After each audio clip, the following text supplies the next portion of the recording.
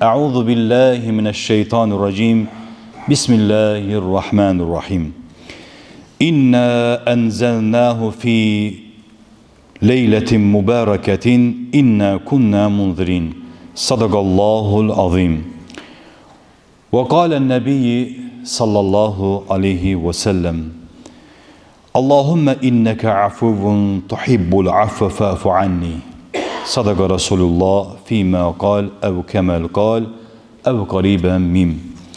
Değerli, muhterem Müslüman kardeşlerim, bu güzel Ramazan ayında, bu güzel gününün, cüme gününün rahmeti, bereketi, mağfireti cümlemizin ve bütün ümmet-i Muhammed'in üzerine olsun.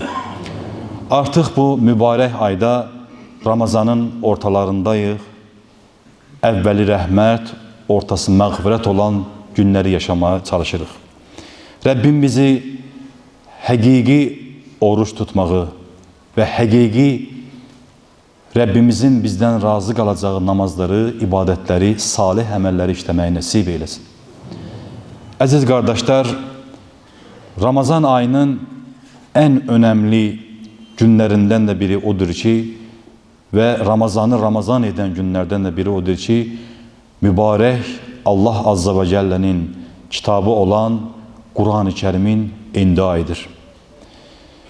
Ve bu geceye Allah Azze ve Celle Qədir gecesi adlandırılmış öz ayetiyle.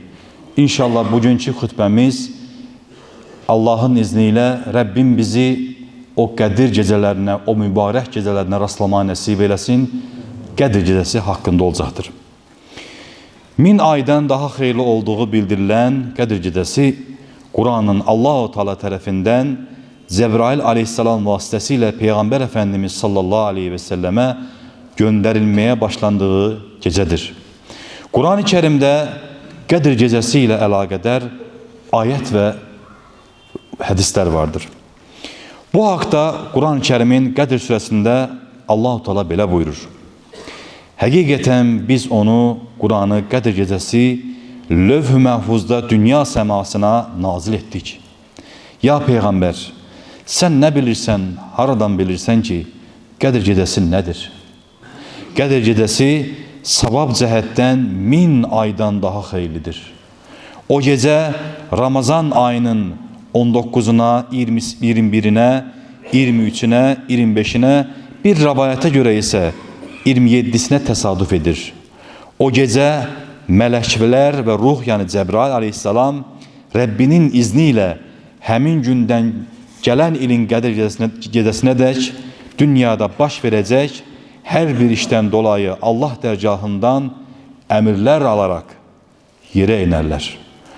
O gece dan yeri sökülene kimi büsbütün salamatlıktır, emin amanlıktır.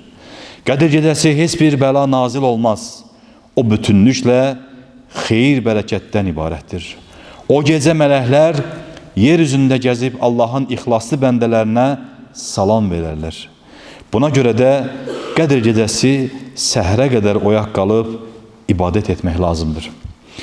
Başka bir surede Duhan suresinin 3. ayetinde Allah Azze ve Celle bu hakta belə buyurur. Biz onu mübarek bir gecede Qədir gecesinde nazil ettik.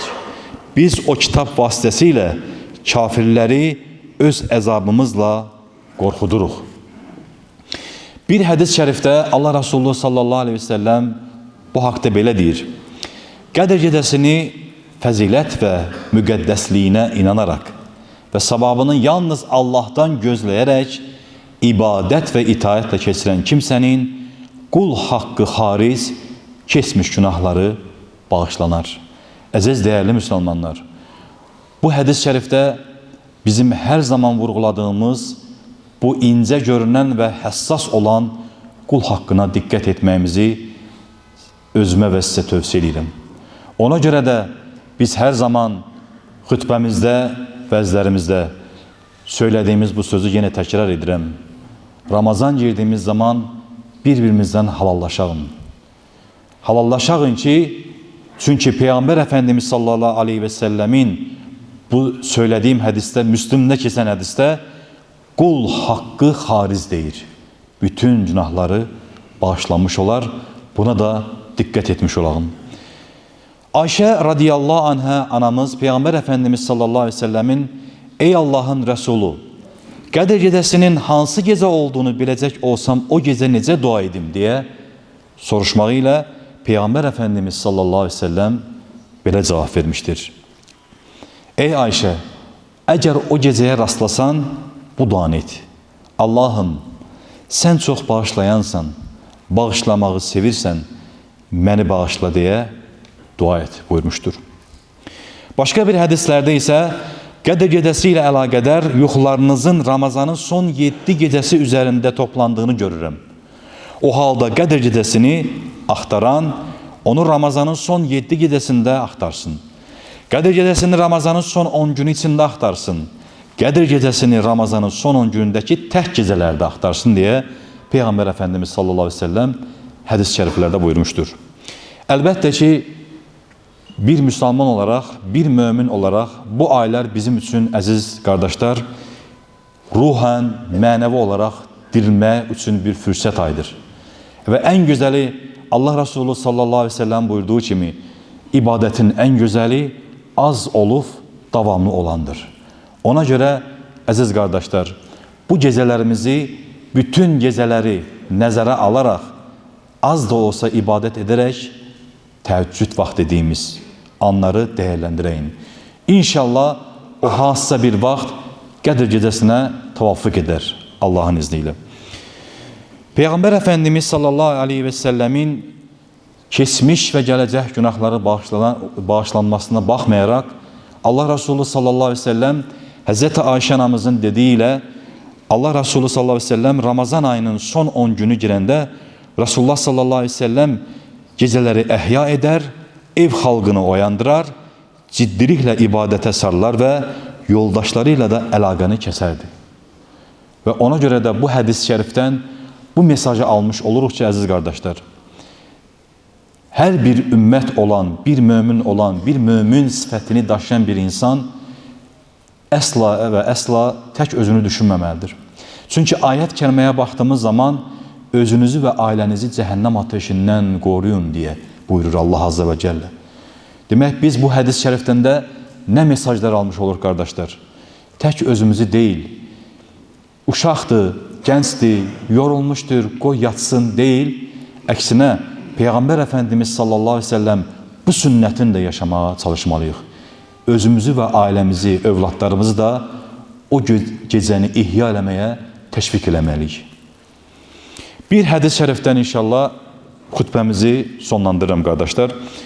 Ayşe radiyallahu anhadan rivayet edildiğine göre Resulullah sallallahu aleyhi ve sellem Ramazanda diğer aylardan daha çok ibadet etmeye çalışardı. Ramazanın son 10 gününde de Ramazanın o bir günlerinde de daha çok ibadet ederdi. Aziz değerli kardeşler, bugün elə kardeşlerimiz var ki, biz elə valideynlərimiz var ki, yaxınlarımız var ki, dostlarımız var ki, biz bu ayda, Ramazan ayında artık onlara görə bilmirik. Keçen il gördüğümüz kardeşlerimiz var idi ki, məscidimizdə də var idi, yani dünyasını dəyişən kardeşlerimizə gəlib gedənlərin içindən və yenə valideynlərimiz də var elə. Artıq bu Ramazan yoxdular. Biz özümüzü o insanların yerine mütləq və mütləq qoymalıyıq. Və necə qoymalıyıq?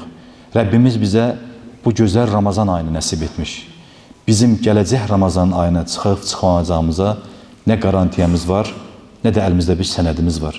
Ona görə bu mübarək gecələri keçmiş və gələcək günahları bağışlanan bir peyğəmbərin etdiyinin daha çoxunu etməyə çalışmalıyıq ki, amma sevdirərək, asanlaşdıraraq, az olub davamlı olaraq Rəbbimiz bizlərə o mübarək gecələr rastlayıb və ihyələməyi nəsib eləsin və bizlərə o qeyrəti versin. O qayrəti versin ki, Rəbbim nəsib etməzsə heç vaxt ibadət edə bilmərik. Ona görə hər zaman bu duanı unutmayalım. Allahım, səni zikr etməyə, sənə şükür etməyə, sənə ibadət etməyə bizə yardım eyle. Amin.